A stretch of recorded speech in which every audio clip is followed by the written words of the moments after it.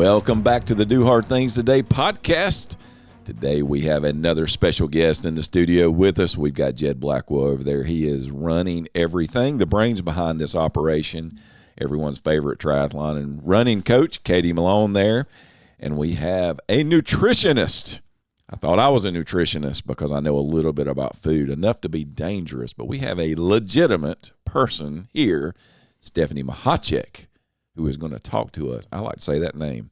It's spelled differently than the way it sounds, but yeah, it is. You're giving me that look, but it is. Okay. It is spelled differently. We'll have all of her information because after today's podcast, you're going to want to get in touch with her and get some of her expertise and find out more. I've been reading a little bit, and I've been looking at the website, so I have some questions myself that I'm going to be asking. And she is. I just got. Coach Katie looked at me, and she is the doctor. You know what? This is second podcast in a row we've had a doctor. Yeah. A Dr. Stephanie. A doctor. Yeah. What's the chance? Two Dr. Stephanie. We're going to rename it the Dr. Stephanie podcast. This is the Dr. Stephanie podcast. And so I don't know about that. I am not a doctor. So anything I say, just take it for what it's worth, just like you do in every podcast we have. But we're really excited about this. I've been on her website, and I'm going to turn this over to Coach Katie in a second, and she's going to give you all the introductions and things, but some very interesting things, and I wanted to, especially for athletes, and then Coach Katie, I'm going to turn it over to you. I don't want to steal all my thunder. You keep going. You're good. It's on our website. It says this, and we're going to give your website and all that. So, if you're experiencing any of the following: chronic fatigue, injuries that don't heal, inability to play a whole game or a match, headaches, stomach issues, lack of motivation, and more. I think some people experience those things. I think most people have experienced those things.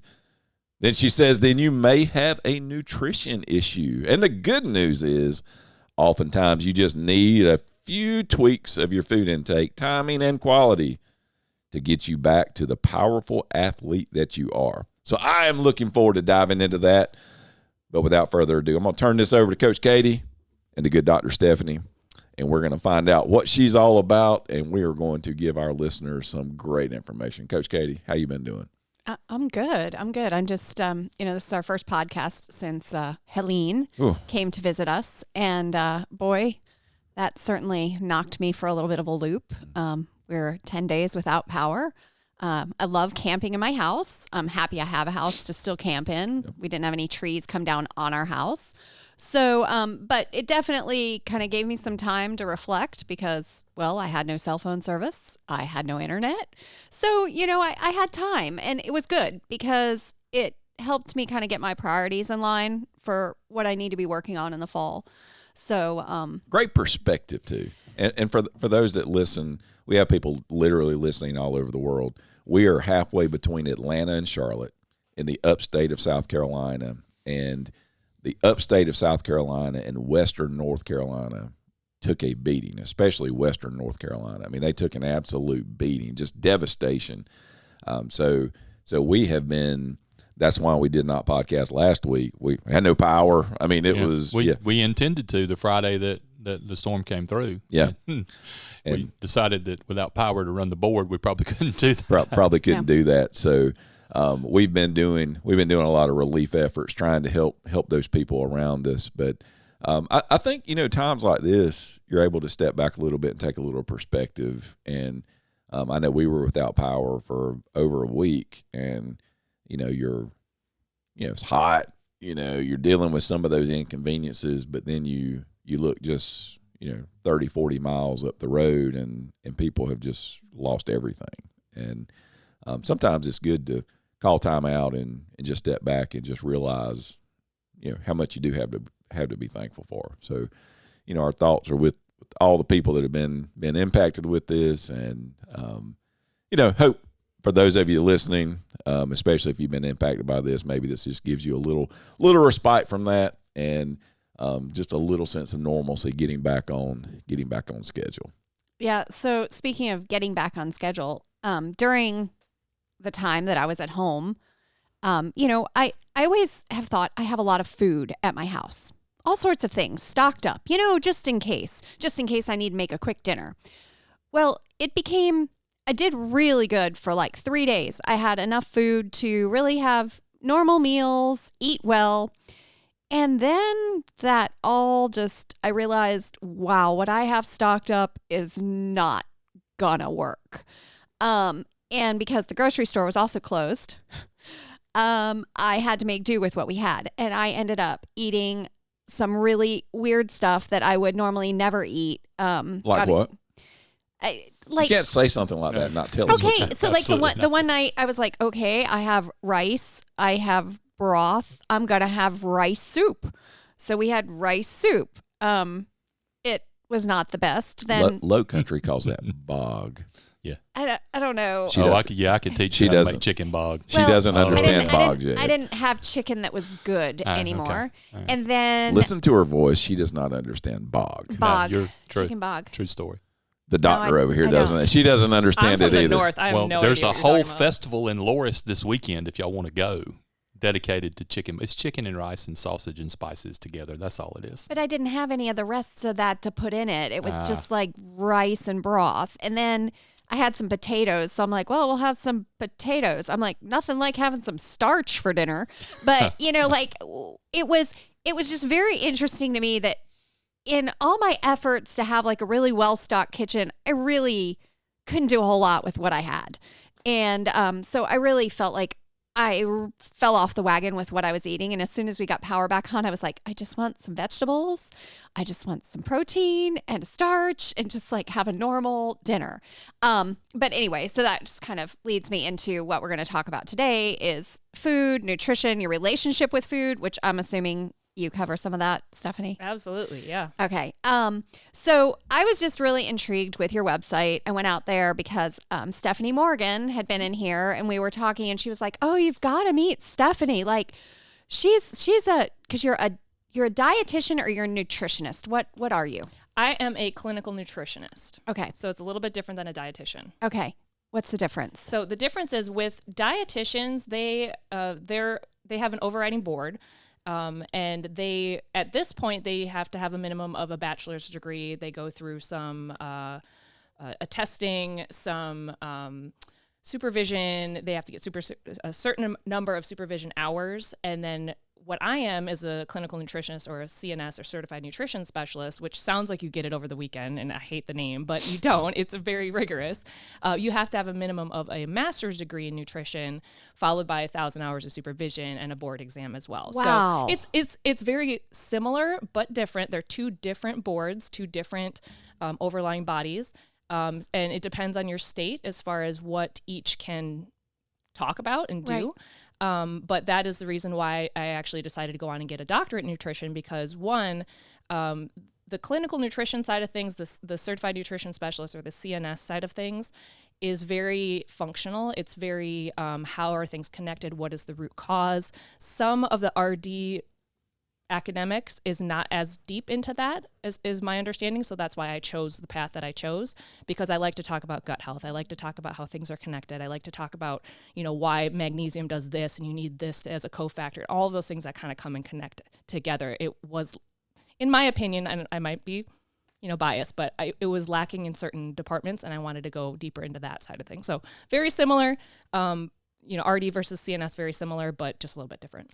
Well, a little bit different, but it sounds to me like you have a lot more education and training than a dietitian. Well, and I don't want to cause a war. No, I'm not trying to cause a war, but like I just want to understand because, for me, like if I'm looking for somebody like to offer help to the athletes that I coach, I didn't realize there was that much of a difference. I mean, everybody's got good information, right? Yes. But everybody has different information and some people don't have as much information as other people. Well, and everybody, just similar to coaches and trainers, everyone has a different perspective. Everyone has a different background. Everyone has slightly different training.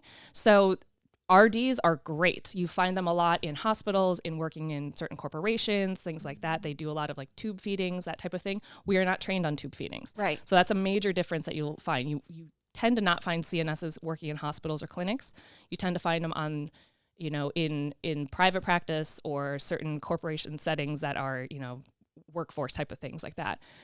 So RDs are definitely great. They serve a purpose, but different CNSs have different specialties similar to RDs. And it just goes to show, if you are looking at working with somebody or recommending somebody, understand what their background is, not just look at their labels. You really have to understand what their training truly was, and not just, what degree do they have. Thank you for clarifying that. I just learned something there. So did you learn something? I did. And I think that it is, in my limited knowledge on this subject, I think that, correct me if I'm wrong, but what you do, and you even said one of the things that I was going to bring up with like gut health and those kind of things, that it seems to me that there's not as big of an emphasis on things like that by straight RDs, dietitians. Some of them are becoming more functional. You can find a functional RD that goes on and does additional training.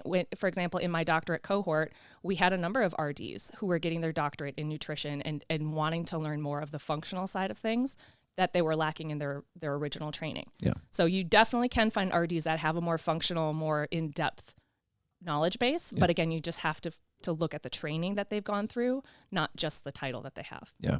Yeah. So a good difference between those two. Definitely. All right. Sorry, I just had to hop into that first, but let's back up. How did you get started? What kind of got you interested in this? Were you an athlete growing up? What was your home life like? Like, tell us your story. All of it. All my fears and my all worries. of it. Yes. Okay. So growing up, I'm from Minnesota. You'll hear that pop out in my dialect every now and then. I say the O's and the oohs and the ahs and whatever. So I grew up in Minnesota. I grew up as I loved athletics. I was soccer player, softball player, track. I did it all. I never got into distance running though until college, which we can get into. But I just love the competitiveness. I love the sports and the team aspect of it. I just loved it all. I was very sports focused growing up. Then when you have to go to college, well, I didn't have to. I had the opportunity to go to college. I was like, I don't know what I want to be. So I chose exercise science because it was sports. I'm like, I want to learn how to be a better athlete. I want to learn all the things. And then most people in exercise science go on to be personal or physical therapists or RDs. And I was like, I don't want to do either one of those. That doesn't sound interesting to me at all. So I just stopped my 4-year degree at that point. And I mean, I graduated, I achieved my bachelor's, and then I went on to be a personal trainer. And personal training is hard. It is hard to develop a good business with that, especially when you're 22 years old. And at the time we didn't have social media. So it was like all these influencers are making awesome opportunities and careers for themselves. I didn't have that at the time. So during that, I went on and was a health coach. It was when health coaching first came out, which I'm probably dating myself, but it was health coaching first came out. And a friend of mine had a sister who was like, hey, I think you should come and be a health coach at an insurance company. And I was like, what do I have to do with that? They're like, oh, you sit at a desk and talk to people over the phone about their health. And keep in mind, I'm like hyperactive. I'm like, I'm not sitting at a desk for 8 hours. That's awful. So, but I did. I went on and I'm like, okay, fine. It's a stable job. I get some insurance. I get some, stability and all that. I'll do it for like a year and then I'll be done. I'll find something else. 10 years later, I was still there. Oh my gosh. Yeah. So I was a health coach with an insurance company for 10 years. And very motivated, I guess, after that, huh? Yeah, because it was awesome. I mean, I got to talk to people about their lives, their health. I formed connections. I really learned how to talk and ask the right questions to get people to really open up. So it was great. During that time, too, they had an education reimbursement program. Oh, so nice. The thing that I felt like I was lacking was the nutrition side of things. I was like, okay, I can talk to people all day long about their fitness and their, sleep and smoking cessation, all that. But I don't really know as much as I want to know about nutrition. So I went on and I got my master's through my company and I earned that master's. And as I was learning all these things, and again, my master's degree is in functional nutrition. So I was learning how the gut is connected to the brain and how the brain, the neurotransmitters, all these nutrients that are needed. But I couldn't tell people anything I was learning because the insurance company only wanted me to talk about what they wanted me to talk about.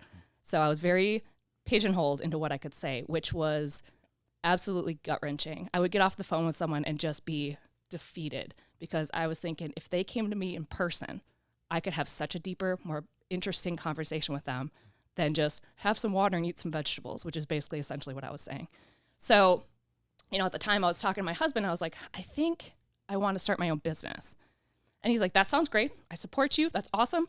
However, we have 4 children. Yeah, wow. That's a side note. And in that time, created 4 humans. So he's like, we have 4 humans, and this job is very stable. It's very good. So how are we going to do that? I'm like, isn't there a way that maybe they would pay me not to work there? He's like, that's not a thing. We don't know. They're not going to do that. I'm like, all right. So I loosely started on the side. I started my own business, had a handful of clients here and there, just kind of like feeling it out. Well, come January of 2020, they downsized, and I got virtually called into the office because I was doing everything virtual. And my boss said, hey, we are consolidating the department and we're letting you go.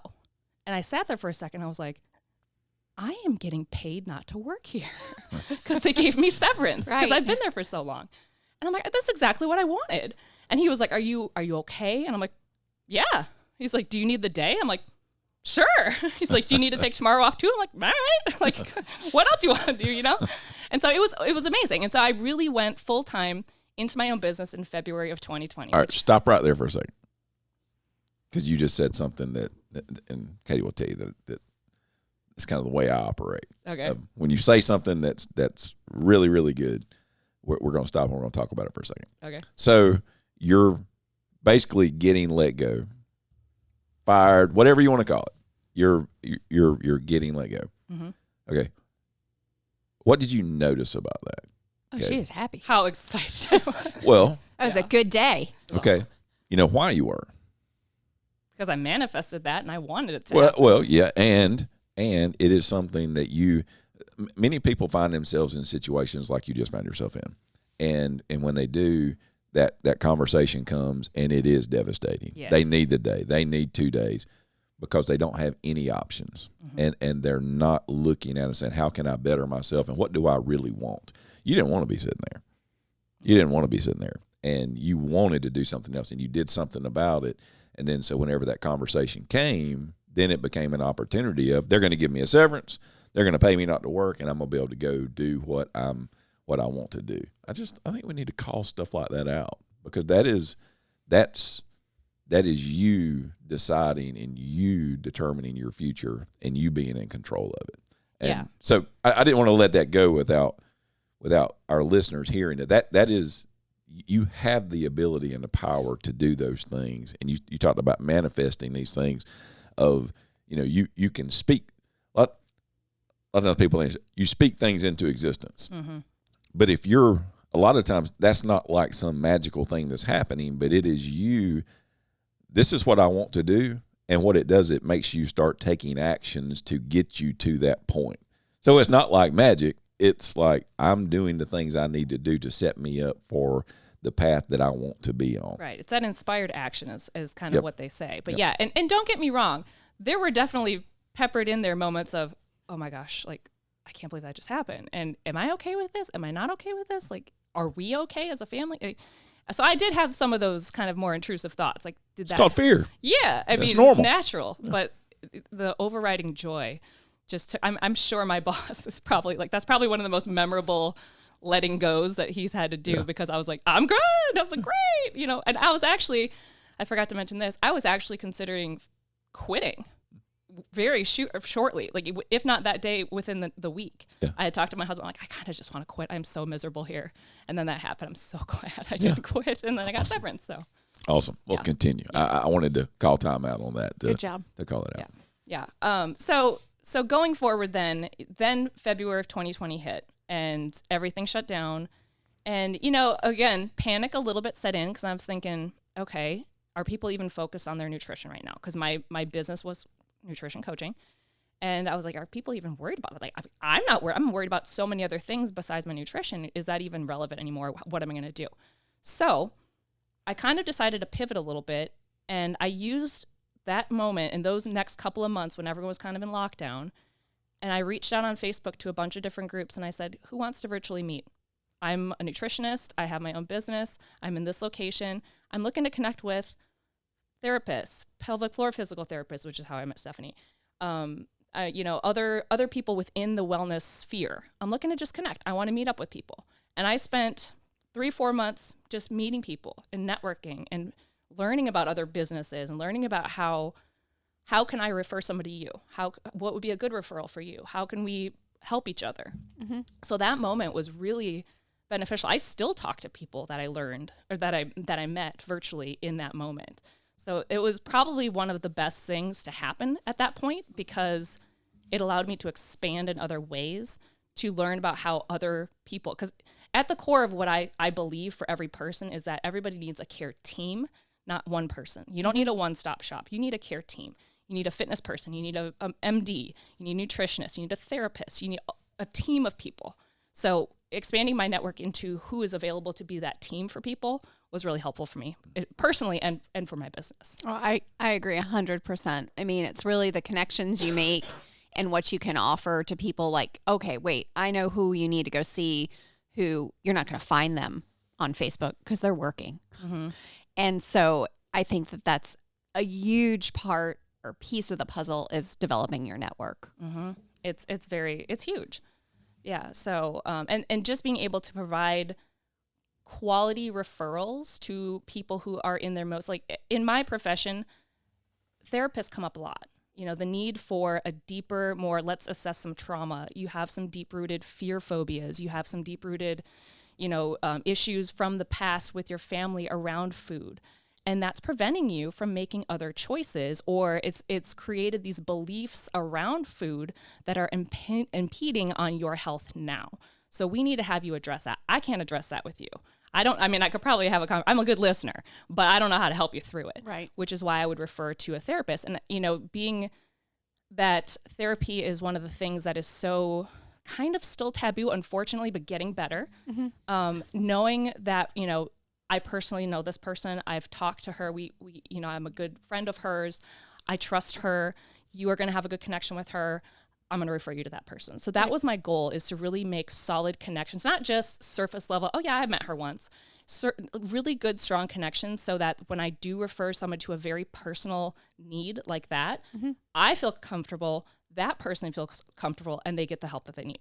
So that was my goal in that moment, when everything was shutting down. That was great use of your time.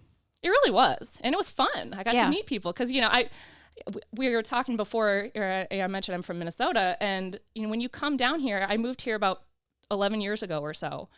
And as an adult in a brand new area where you know nobody, it's really hard to meet people. And, I worked from home. I didn't have a business to go to. I didn't have a job to go to. I worked from home for myself. So it was really hard to meet people. So that was a great way for me to just connect, learn the new areas. People down here always talk about counties and, they're in, Spartanburg County or they're in Greenville County. I'm like, where's Cherokee County? I don't know. What city is that? I don't know. So it was a good opportunity to really know the area, get to know the area, get to know who's who in the area and who's helpful in the area. And, how can I best utilize the resources that are around? Definitely. And so how's it been going since then? It's been going great. So since then, when I finished my master's, I really had a need to I wanted to learn more. I'm a forever student. I will forever be in a program or in a course or in something. I just love learning, especially in the world of nutrition. It changes all the time and it's rapidly changing. And, we'll get into this in a minute, but female nutrition and female athlete nutrition is changing, and it's up and coming, and gut health is up and coming, and neurotransmitters and amino acids, they're all up and coming because there's more and more funding and more research going into some of that. And so learning about what they're learning and learning about what they're uncovering in research is it's so interesting to me. So I will forever be a student in some way. But when I decided to go on and get the doctorate, it was almost as an excuse to continue to learn. Because as you get busy in your own business, it's like I don't sit and have time to read studies, but that forced me to really, I have to write a paper on this. I guess I should probably pull up like 15 studies and like read about it and learn about it. So that was helpful for me. Within the doctorate program, so this doctorate program, it was pretty rigorous. We learned a lot about different areas. We dove deeper into different things. So inflammation, immune system, cardiology, we learned a lot about everything, a little about everything. But at the end of it, we had to come up with a project of some sort, a dissertation, a big project. And so my research partner and I decided to really focus on female athletes and the nutritional needs of female athletes. So specifically, there was theories out there that female athletes are more prone to injuries during different phases of their menstrual cycle. And we're like, that seems like it has some legs to stand on. We should probably look into that. As you can imagine, there's not a ton of studies out on female athletes. What we learned was all of the nutritional information that we are given as kids, as athletes, in college, whatever, it's based on male data. I knew you were going to say that because I've read that before. Yeah, it's based on male data. And to me, I was like, no, that can't be true. What? Like, we're 50% of the population. Like, how is that true? It's true. And the reasoning behind that is because scientists find the menstrual cycle is too unique and too hard to track the variables to put it into a study. It's too costly. It's too much manpower. It's too hard to put that and figure that out and really differentiate that. And honestly, it can be, because no two females may have the same hormone fluctuations, may have the same cycle length, duration, all the things. So I get it, but also, where does that leave us? What does that mean for us then? So that was a big thing that we really spent a lot of time researching, about a year and a half researching. We put everything into this big document. And even since we put out that document, had it graded or whatever, we got our degree, it's changed. We keep adding to it. We keep changing it. We keep adding to it because we are incorporating gut health and little things that come out about gut health. And if females happen to be included in that study, we'll include it in our paper. So we're constantly evolving it and changing it, which is rather exciting. And now, Dr. Stacy Sims is one of the pioneers when it comes to female athlete nutrition. She is actually a physiologist, but she does nutrition research. And, a big differentiator between what she was doing and what we were doing is she didn't incorporate gut health, neurotransmitters. She was very much focused on the muscles and the response from a physiology standpoint, because she's a physiologist. We're coming at it from a nutrition point of view, and we're like, well, magnesium, but what about B6? But what about the gut, the lining, all the stressors on the body? And so we are kind of adding to that from the research that she's done. So it's been really fun to kind of follow her and see, like, what is she coming out with? She's a triathlete. I don't know if you know of her. Yes, I've gone to her conference before. Oh, okay, cool. Yeah, so she is amazing, and we're like picking up on the knowledge that she does, because she's actually able to get into the research at Stanford and wherever she's at. So that's been cool to see what she comes up with, because she comes at it from a completely different lens, from the female athlete perspective. She's really pushing for more research on female athletes. And I actually just read, or I heard a podcast she was on that was fascinating. It didn't even occur to me, but wearables, things like the Oura Ring, all of that, all the algorithms are based on male data. And so she's working with them to try and fix their algorithm so it's more accurate for females, which I thought was amazing. I didn't even think about that, but I have not heard that, but I'm not surprised. I mean, it's consistent. Yeah. It was one of those things I was like, well, of course. Yeah. Of course. So some of I don't have an Oura Ring, but some of the females were like, oh, it's telling me I'm in the red zone, whatever that means, and that can't be good. But it was based on, male heart rate data, not female heart rate data, which is obviously different. So yes. Very cool. So what are some of the things, and I can already tell you'll be somebody that we have on multiple times, because you got a lot of expertise. There's a lot to go into. There's a lot to go into. What are some of the things? Because I have 5 females living in my house with me, and they're definitely. I've got one male, and so they're definitely, in addition to me, they're definitely 2 different animals. Mm-hmm.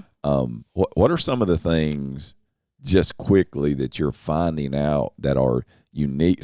I'd just like to hear some of the things you're hearing about for the female athlete. Mm-hmm. What are some of the things that may surprise our listeners of some of the things that you have discovered and that may be important, that maybe have not, most people don't think are that important?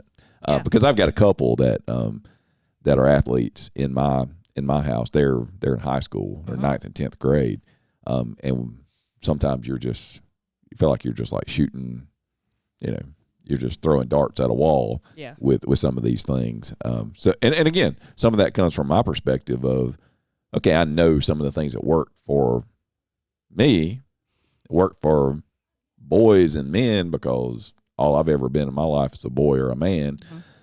And thanks for clarifying that. Yeah, I mean, you try to lay that down on a female, it could be different. So I'd like to hear your perspective on that. Yeah. Well, and real quick on that, I've had a couple of male former athletes that I've worked with that they're like, getting into like the menopause era where their hormones are changing. They're maybe in their 50s into the 60s, and they're starting to see the visceral fat, accumulation around the middle. And they're like, well, I just tried to do what I did in my 20s.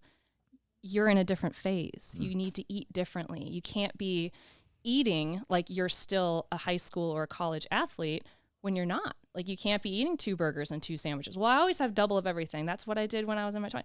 That was good for that phase. That's what your body needed in that phase. When you're in a different phase, you need to eat differently. It's not going to look the same. So understanding that even for men, it's going to look different at various points in your life. So, but for the females, so one of the biggest things that I've noticed, and I've worked with some teams, I've worked with some high schools, I've worked in some club teams, I'm going to be working with a pro team, done some college presentations for females. The biggest thing is that they're not eating enough. Not eating enough. Show's over, like that's it. That's what you need to know. No, they're not eating enough. Coach Katie and I have had this conversation a million times about, I have a cross-country runner, track runner, and just, it is a battle to get the girl to eat. Yeah, I feel you. I mean, I did take her to eat the other day, and I did watch what was not eaten. So, okay, I have a fascinating kind of intel on that. So there was a moment a year or 2 ago where I went to there was a meeting of a bunch of different schools that all came together, elementary schools, middle schools, high schools. And I went up to each principal, and not everyone, but most of them. And I said, okay, elementary school principal, what are the common nutritional issues that you're seeing with your kids? And they're like, oh, hands down, food phobias. They don't want to try new things. They have, very limited palates, and they don't want to expand on, that type of thing, picky eater type of situation. Makes sense. All right. Then I went to the middle school, and I said, what is your things that you're noticing with nutrition? And he said, nobody eats. Even when during COVID, meals were free. Meals are still free in our school district. Nobody's eating them. They'll sit down at lunch. They don't eat. They don't eat anything? They don't eat anything. These are facts. I'm on one of our local school boards, and I'm in the schools a lot, and you will see that. They just don't eat. They don't eat. Is it because they're eating other junk? He was under the perspective of there's a lot of social media influences. You got to understand, like in the middle school age, that's like the 6th or 7th grade to 8th or 9th grade, depending on the school. And that is body image, a lot of body image, lots of disordered eating patterns start to form at that point. Social media influences, TikTok challenges, all that kind of stuff is a thing now. Wow. And that's prevalent in that age group for sure. Okay. Just an anecdotal evidence thing. I'm doing a story. A buddy of mine runs a website in Polk County, North Carolina, and I'm doing a story on a volleyball player for him that he needed to be written. She is a middle blocker. She's a wonderful power forward on the basketball team. She plays attack on the soccer team. She's probably 6 feet tall. They're about between 5'11" and 6 feet tall. She's probably between 190 and 200 pounds. She uses her body better than just about any female athlete I've seen as far as positioning and shielding other people from the ball and being where she needs to be and not letting other people get to where they need to be. She looks like she completely owns all 6 feet. She knows what she's doing. She's an athlete. And I asked Andy, okay, what kind of art are we going to use with this? And he said, her mother's asked me not to take pictures of her in action. We're going to have to pose something at a table or on the bench or something because she's having so many body image issues and because of social media stuff because of other things. And I'm telling you, this young lady, to use an athletic term, commands her body as well as any athlete I've ever seen. And to be that uncomfortable in it's heartbreaking, actually. Yeah. And it's very common, unfortunately. So, yeah, with the middle school, that was kind of what he had noticed. And then I went and I talked with the high school principal. And he said, I was expecting it to be a continuation from the middle school. And I was shocked when he said, actually, they're eating too much. They're eating a lot, but it's Doritos. And I don't like to label foods as good or bad, but like more of the foods that don't provide anything. Oh, I was going to say there's no nutrients there. No nutrients there whatsoever. Lots of added chemicals, lots of inflammatory things. Still not eating, from a nutrition perspective, still not eating at the right times. Especially some of these are athletes. I wasn't even talking about only athletes. Like these are just all the kids in general. But yeah, they're not eating at certain times. They kind of did a complete 180 and now they're overeating the junk because they didn't know how to eat when they're in middle school and they didn't get proper stimulation with certain foods in elementary school. So you can really find the trickle down effect where it starts, especially in America, in our culture. There's not as much nutrition education in schools as there should be. And unfortunately, this generation of parents, I'm one of them, this generation of parents, we might not have been taught properly how to feed our own body, how to recognize the signs when your body needs certain things. Nobody told us that. I learned that in my doctorate program, how to I'm low on protein. How can you tell that by signs of your body? So it's just not common knowledge. So, and parents are rushed. We're in a rushed society. We're running to practices where we're doing after school things. Some parents are working multiple jobs. Maybe it's a single parent. They don't have the capabilities necessarily to teach their kids how to properly eat, how to properly prepare food. So then they go to college, now they're high school. They just kind of grab whatever's around. Now they go to college and they're on their own and they really don't know. They don't know how to cook an egg in a microwave. They don't know how to, in the dorm room, certain things like that could be very beneficial and important for them. Or they're relying on the cafeterias within the colleges to give them things. And then when they go in there, they're like, I don't know what to eat. I'm just going to grab the pizza. I know that. I'm going to grab the pasta. I know that. So there's a severe lack in education when it comes to female athletes, athletes in general and kids in general. Then you couple it with now the nuances of the female athlete. It's an extra layer of some challenges. So to answer your original question, that was a really roundabout way of saying they're not eating enough, but also understanding that the amount of food that athletes, specifically cross-country athletes, the amount that they need to eat in order to just counteract what their body's doing in practice and in what do they call them? Matches? Not games. Meets. There you go. Just to counteract the level of activity, then you have the growth and the development and the hormone, synthesis and all of that their body also needs additional calories, additional nutrients to accommodate that. So they're really depleted. I always find for especially high school cross country, the timing of it is lunch is difficult because they're going to, so say they eat lunch maybe at 11 o'clock, maybe at 12 o'clock, maybe at 1 o'clock. It just depends on when their lunch hour is. And then they're going to run pretty hard at 3 or 3:30. And so, where you'd want to eat normally a pretty good lunch, something healthy, something, some protein. Is that really enough time to digest that before you get to cross-country practice? Now, I remember when I was running cross-country that a lot of times I found it was not enough time to digest my lunch. And I got into the thing where I was like, if I was running that day, I would eat some crackers, have some sweet tea, and that was my lunch when I was in high school because I was afraid that I was going to have an upset stomach when I'd go to run in the heat, especially in South Carolina. 3:30 practice, it is hot out there, and then you're exerting yourself. It just does not work well. And cross country is the only high school sport that has the most important meets you're going to run in for the year are all before noon.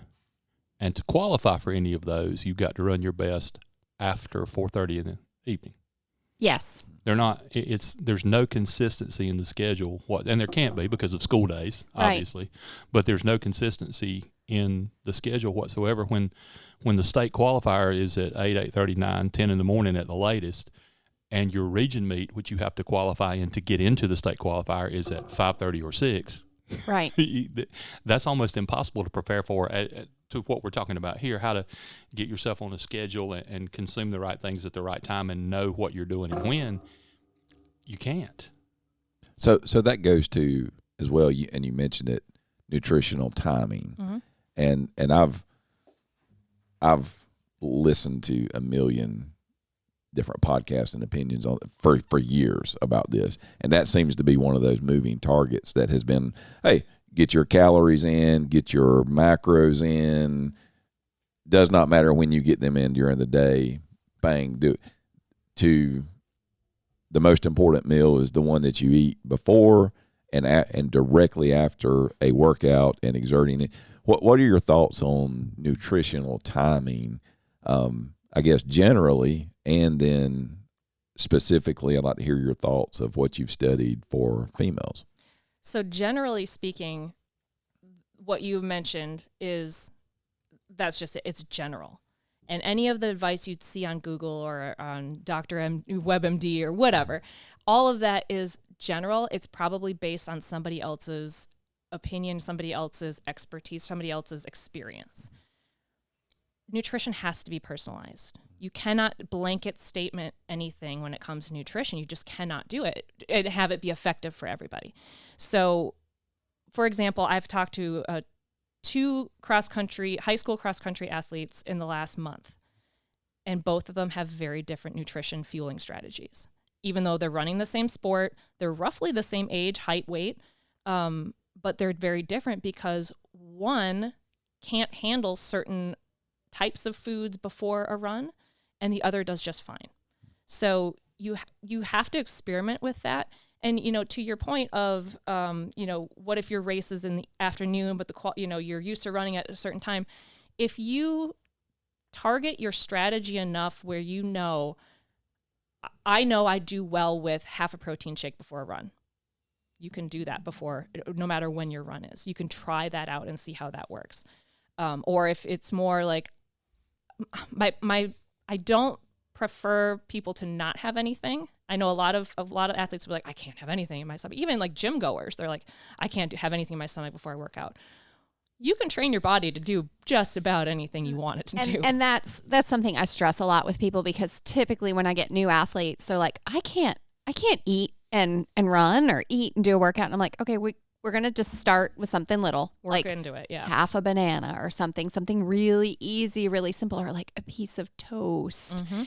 It's like things that are going to be easy on your stomach. Yeah. Are there better choices? Sure. But, you got to start with stuff that people can actually eat and feel okay with. Yeah, and that's part of it. That's part of the practice. That's part of the training, is figuring out the nutrition side of things as well. It's not going to look just like when you first start, training for a marathon.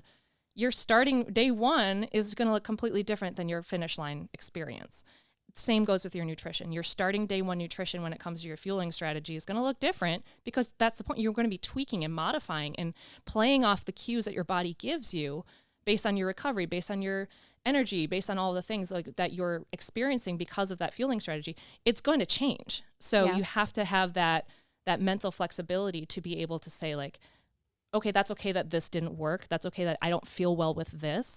I'm going to change it. That's the point. That's the point of practicing and training. So with female athletes, when it comes to, nutrition strategies, the other thing, this is the second part of the question that I kind of went off tangent on. If I were to give any female athlete any type of singular advice, it would be start tracking your cycles. Because if I were to if there are 10 female athletes in front of me right now, and I asked every single one, what phase are you in of your cycle? They would blankly look at me like, what are you talking about? I have no idea. And that's in Garmin Connect, has that in there. So does an Apple Watch. Yeah. I mean, it's a lot easier to track now than it was before. I will say that much. Yes. But when it comes to, even knowing, it goes way above and beyond knowing when your period's about to come. It's what phase are you in? It's what is your basal metabolic temperature? It is what is your energy like? Are you feeling fatigued in your muscles? All of that it plays a role in how you would fuel during each phase and how you would train during each phase. So for example, when you have the fluctuations and, everyone's familiar with estrogen and progesterone. Progesterone is catabolic, meaning expecting to make a lot of strength gains when your progesterone is higher is not likely to happen. It's very catabolic. You actually need more protein during that phase when your progesterone is a little bit higher in the late luteal phase. You need a little bit more protein at that point because your body, the hormones are actually a little bit more catabolic to your muscles. So different training strategies around female athletes and their cycles can be super helpful. Now, a question I get from coaches a lot is, well, how am I supposed to train a team of women who all have different phases and different cycles? And that's when having that kind of know-how of, we're not going to belittle an athlete because she's fatigued today. She's not giving her all. It doesn't look like she's giving it all. A lot of coaches will be like, you're just not trying hard enough, and kind of start to belittle athletes like that. Having that understanding that maybe that's the phase she's in of this particular week or this particular month. Give her some grace. Maybe she does need a little bit more low-key activities. Still, for soccer players, getting touches on the ball, for softball players, still getting some swings and whatever. But maybe don't have the expectation that they're going to make massive strength gains in this particular moment. And that's okay. They'll come back in the next week when the progesterone's a little bit lower and other things will happen. Also, strength and conditioning coaches, a lot of them will train females like they train males. And I've seen a lot of research showing that females tend to be more quad dominant. And they need a lot more training on the posterior chain to help balance things out. We talk about injuries. We talk about like the Q angle of the hip and the knee and all that, and how, the ACLs are more likely to be blown out because of the structure of the hips and all of that. That's the physiology perspective of it. Also, when you talk about the nutrition perspective of it, at different phases, your tendons are more lax.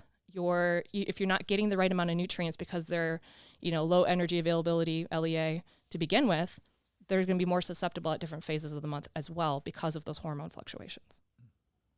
Very interesting. Yeah, we can follow it. We can do an entire podcast on female athletes and they're different because it is. Some of the things that you're saying are things that I even notice with my daughters, and now looking at it of like, okay, well this may make some of those things come. Well, I think too, with when you're coaching women or girls, kind of empowering people to say, really, how do you feel today? Mm-hmm.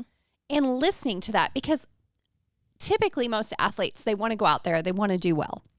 And so if somebody is telling you that they really don't feel good that day, I always like to tell people to listen to me, but listen to your body first. If your body's telling you that you kind of need to back off today, it's okay. As long as you hit most of your workouts most of the time, you'll still progress. But if your body is just not working with you that day, sometimes you just got to step back and just, go a little bit easier. I don't think there's anything wrong with that. But I realize most overachievers, they want to hit everything, right on. And so that's hard to do, but we do have to learn to trust ourselves and listen to our bodies. Absolutely. And one of the bigger things, I actually did a whole podcast episode on my podcast about it because I was researching it, is while I was in the midst of researching female athletes during that 1.5 time, I kept seeing news reports of collegiate athlete suicides. I kept seeing it pop up. And I'm like, 1, and then 2, and then 3. I mean, very prestigious athletes, soccer players. And there wasn't one type of sport, soccer players, football players, all sorts of different athletes. And they were doing this, they were committing suicides at to me, an alarming rate. I'm like, why is nobody talking about the connection with this? This is sad. This is getting big. So obviously from a nutritional lens, I look at everything through that.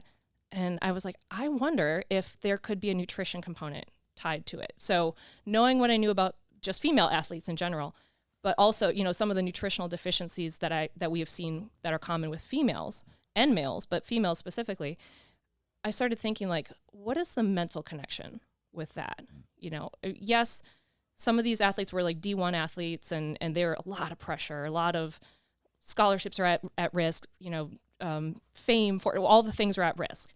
But I kept thinking, like, is there a connection with the nutrition side of things and the mental health side of things? And as you can imagine, there's a huge connection with mental health, sports, and nutrition. Specifically, this could be a whole entire episode. I did a whole episode on it. We could do an entire series on this. That one on your website caught my attention. I was like, I've got to go back and listen to that. Yeah, it's not even as in depth as I wanted to go. I'll probably do a follow-up episode. But looking at, here's another example. I had somebody come to me. She wasn't even an athlete. Well, she was trying to be an athlete. She was getting back into running after having a baby.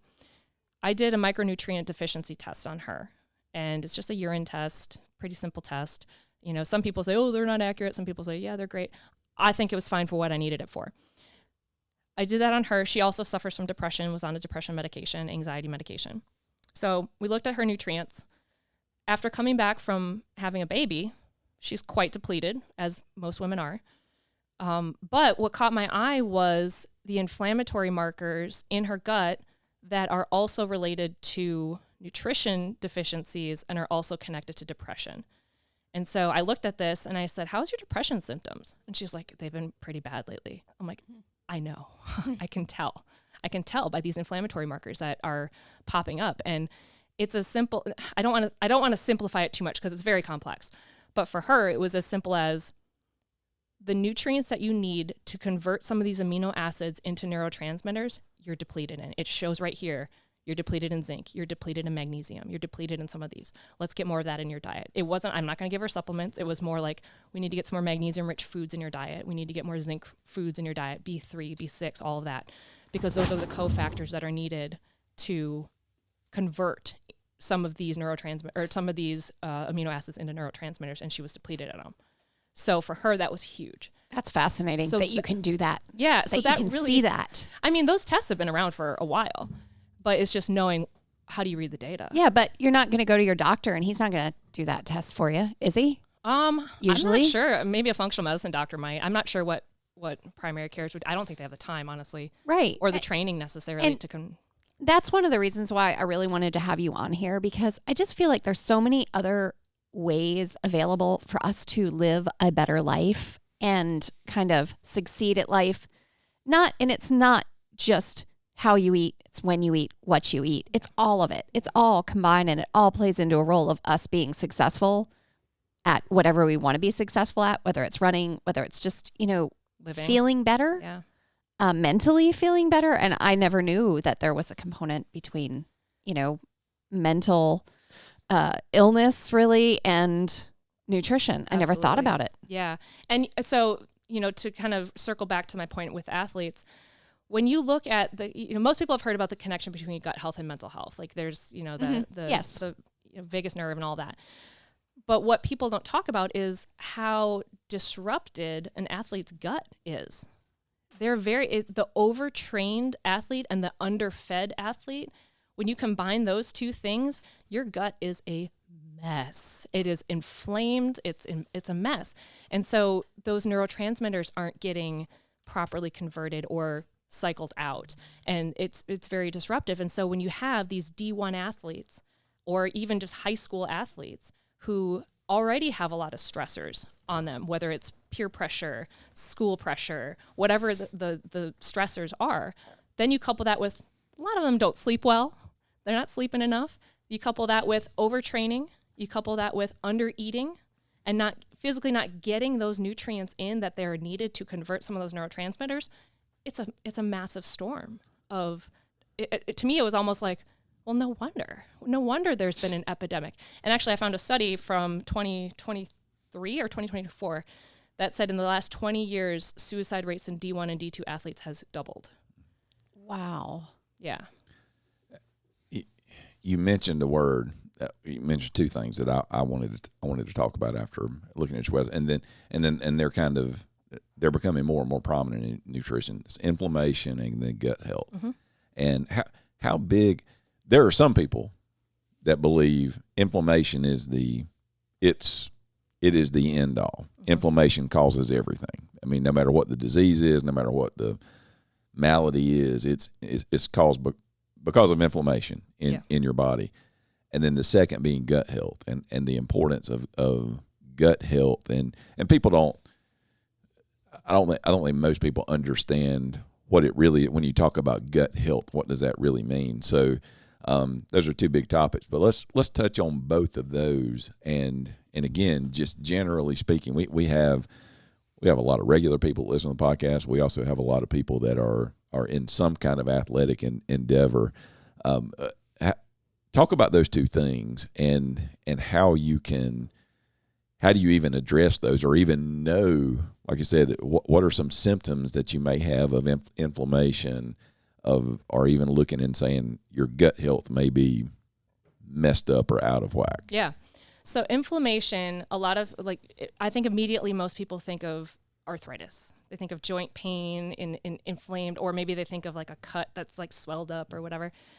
So there's two types of inflammation. There's acute, which is when you bang your head on something and you get a goose egg. That's acute inflammation. Then you have chronic inflammation, which is something is irritating your body long term.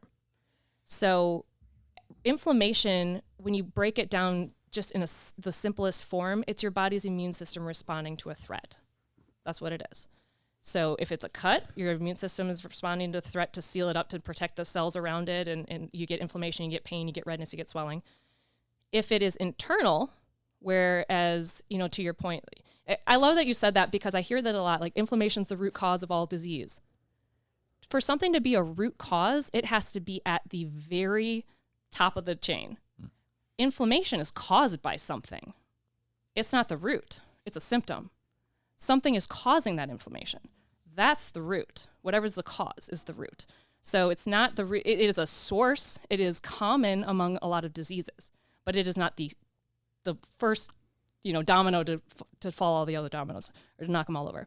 So inflammation, So you would say pay attention to inflammation, because if you're having inflammation, something's going wrong. It's a symptom. Yeah. It's your body's immune system being ignited because of a threat. As an example, so I can, I run a lot, work out a lot. When I go through a phase and maybe my eating gets out of whack, and I take in a lot of sugar over several day period, my joints start aching.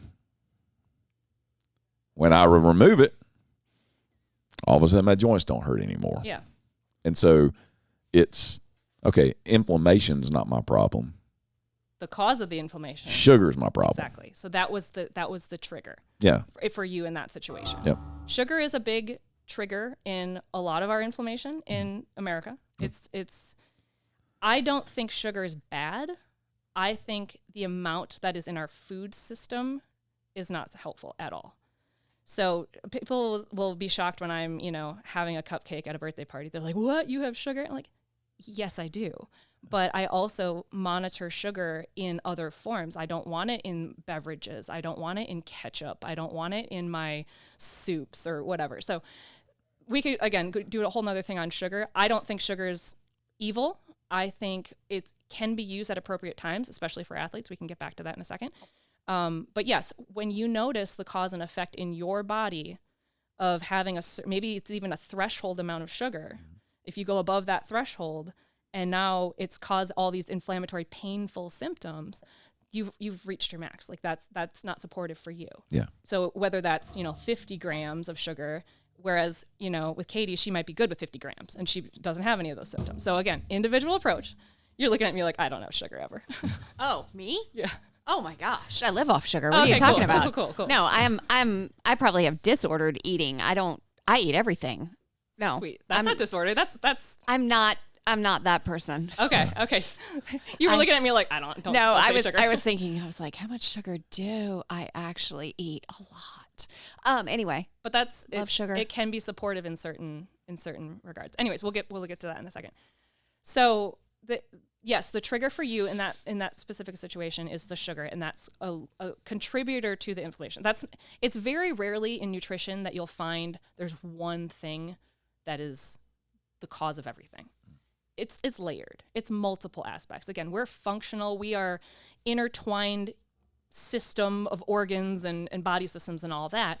So to say like, oh, sugar is the thing that I can't have any of that ever again, and it's the root of all my evils and all the things. No, it could also be stress. It could also be the fact that you didn't have enough magnesium. It could also be the fact you don't have enough vitamin C to counteract some of the sugar. So it could be, again, multiple. But is everybody, you mentioned this earlier. Is this personalized where everybody is different? Everybody is different. Yeah. I mean, there are things that sugar for whatever, it just does not agree with me. Mm-hmm.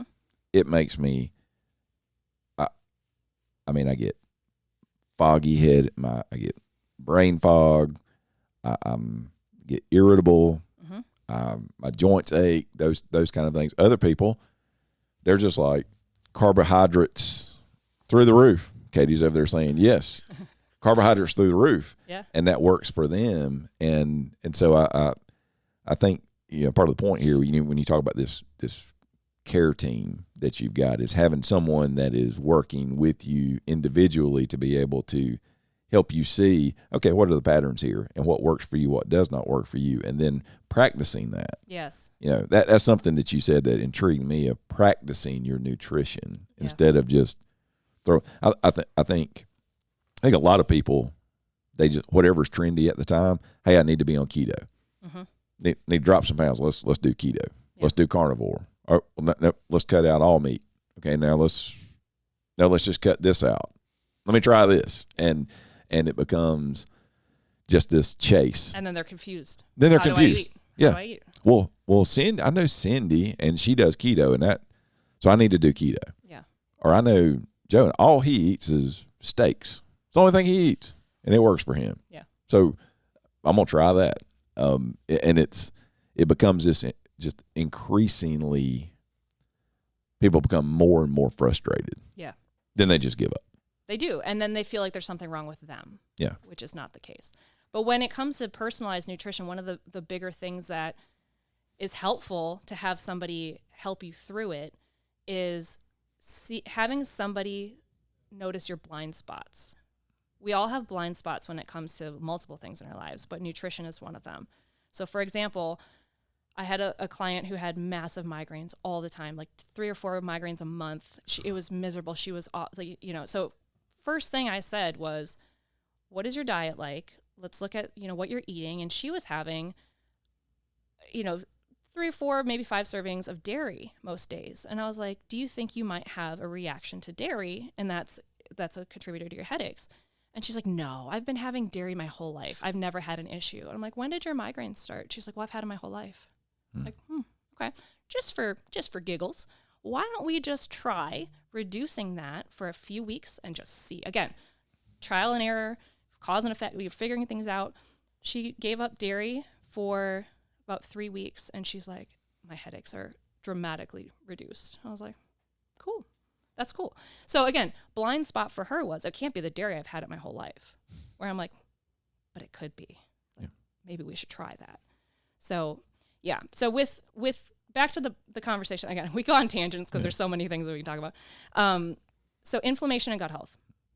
When you look at the gut in general, a lot of people have heard of leaky gut. Have you guys all heard of what leaky gut is? Yeah, probably super familiar. You have to take a look at the cause of the inflammation within the gut. So you can have inflammation in a number of areas in your body. Most diseases have an inflammatory component to them in some way, whether it's asthma, diabetes, blood pressure, name the disease, it's got an inflammatory component somewhere. When it comes to your gut, you have to look at what your gut, what its function is. When you eat something, you break it down. Hopefully you're eating slowly. Most people are not. They just inhale food and they're just, doing a million things and they're distracted. So when you have food that is not in the form that your body needs it to be in for it to be properly digested and broken down, it looks at it like for example, if you don't chew your food thoroughly, you're a fast eater, all of a sudden that food particle is in a more solid form when it goes down into your stomach. And the stomach acids are good at breaking up those things. You got, pepsin, like all the things are good at breaking things up. But when it's in a form that it's not expected to be, it's supposed to be chewed up, kind of gross, like, they call it chyme, but it's supposed to be in that form. And that's how those things break it down and you can absorb it. When you kind of chew your food like a duck and it goes down and it's in a whole particle, it doesn't get broken down properly in your stomach, and it still gets passed along into your digestive system. So now it's in your small intestine, where it should be in a certain almost liquid form. It's still more chunked particles, and it cannot be broken down. So your body's like, wait a minute, this isn't liquid like it's supposed to be. This is a whole food particle. This is an invader, friend or foe, we don't know. So we're going to send our immune system, which causes inflammation. And now all of a sudden there's an inflammatory condition within your body that didn't need to happen, all because you didn't chew your food thoroughly.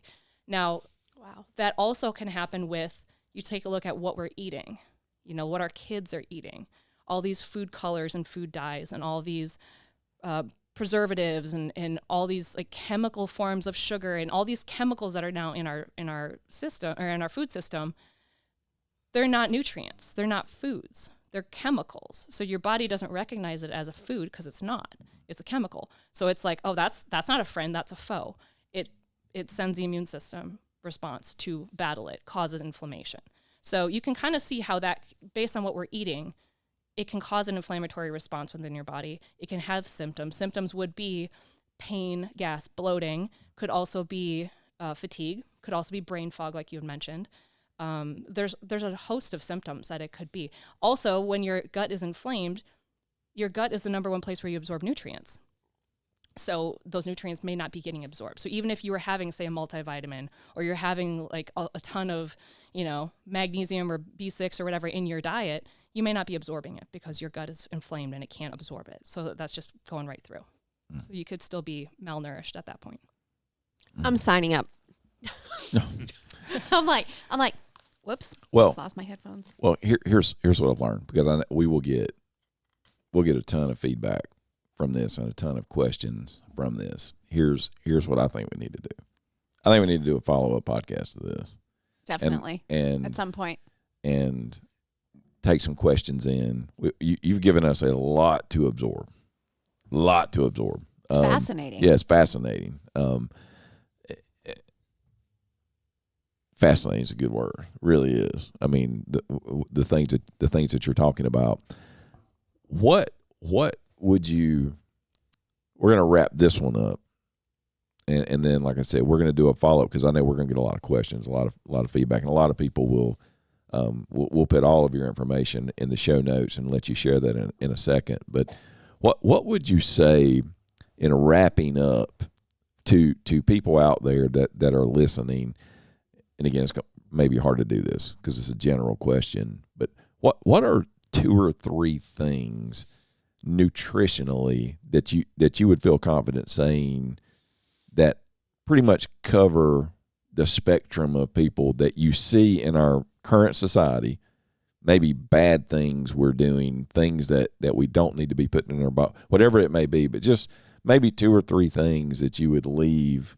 And again, we'll get a lot of questions on this podcast. Hey, we wish you would have asked this or said this, and we'll do another more in-depth cast on some of these things. But what are 2 or 3 general things that you would say in the nutrition spectrum to our audience that you would feel confident that most anybody should be looking at these things?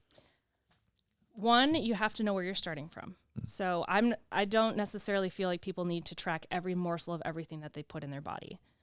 But if you're like, hey, I'm not feeling great, I feel like I do maybe need to focus on my nutrition a little bit more, you have to know where your starting point is.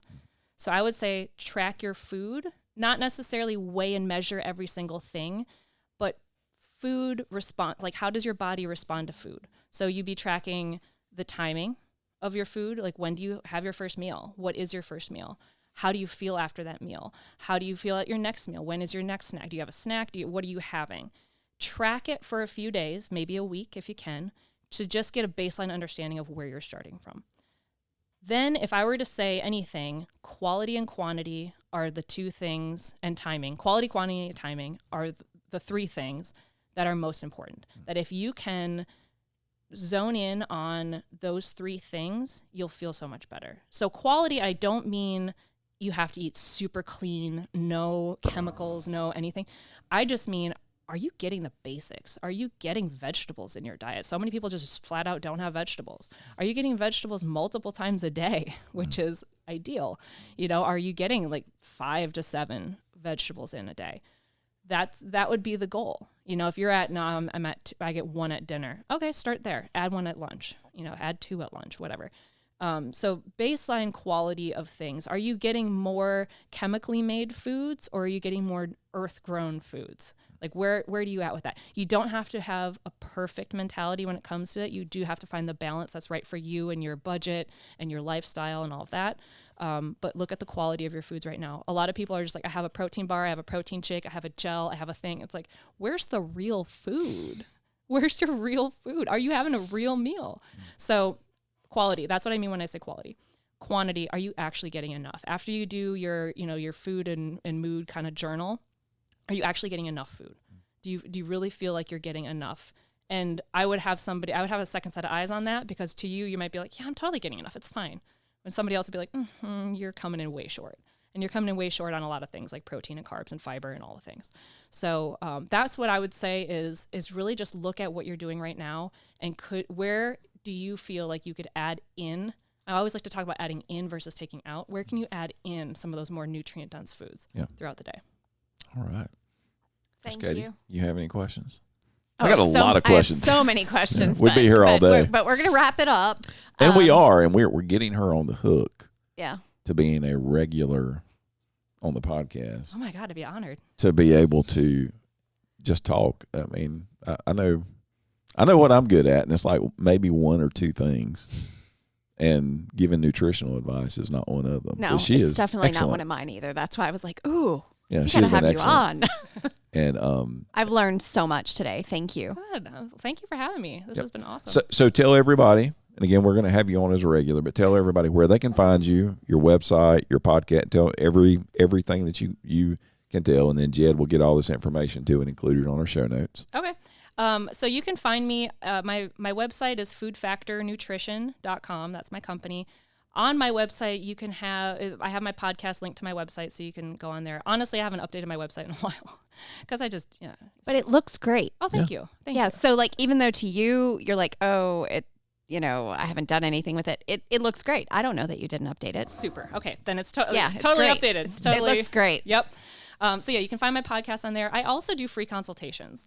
So if you have like a certain situation, you're like, I don't know, is this nutrition related or whatever, free 20-minute consultations. Anyone can sign up for that. I'm happy to do those. It's not somewhere where I would give specific tailored to you advice, but we would talk more about like how nutrition might help influence a certain situation that you're having or a concern that you have. I have a lot of moms sign up for that and talk about their kids, and then their kids end up talking to me because, as a parent, your kids don't listen to you, they'll listen to somebody else. So you can sign up for that free consultation. I'm also on Instagram, but I very rarely post. Sometimes I'll just throw on something about Run Club or something about like a tournament that I'm at with my kids at soccer, but that's at Food Factor Nutrition. And then I'm also on Facebook at the same name. So Food Factor Nutrition. Yep. All right. Well, very informative. And I'm looking forward to going back and listening to this one. And then I know I'm going to have more questions for the next time we have you on. But you covered a lot of really good stuff. A lot of things that I think are really going to help our listeners and hopefully allow people to start looking at, okay, maybe I need to start I like what you said, practicing your nutrition and not just it being something that I'm going to eat right this week. You expect to master in a yes, day. Yeah. Yes. So it's constantly moving. It's a moving target. Moving target. And so anyway, we look forward to having you on again and being a regular to be able to help our listeners, and then encourage you all to go and follow her on all of her social medias and her podcast and other things. I know I was scrolling through some of them that I'm looking forward to listening to, and lot of really good information. So for the good Dr. Stephanie, again, Dr. Stephanie, we got to find another Dr. Stephanie to get on. That's a tall second, order. Yeah, second one in a row. Great having you on, and Jed Blackwell always keeps us in line over there, does all the behind the scenes stuff to make the podcast sound good, and Coach Katie. This is Kevin Harrison, and we just want to remind you, with your nutrition, do the hard things today, and tomorrow will take care of itself.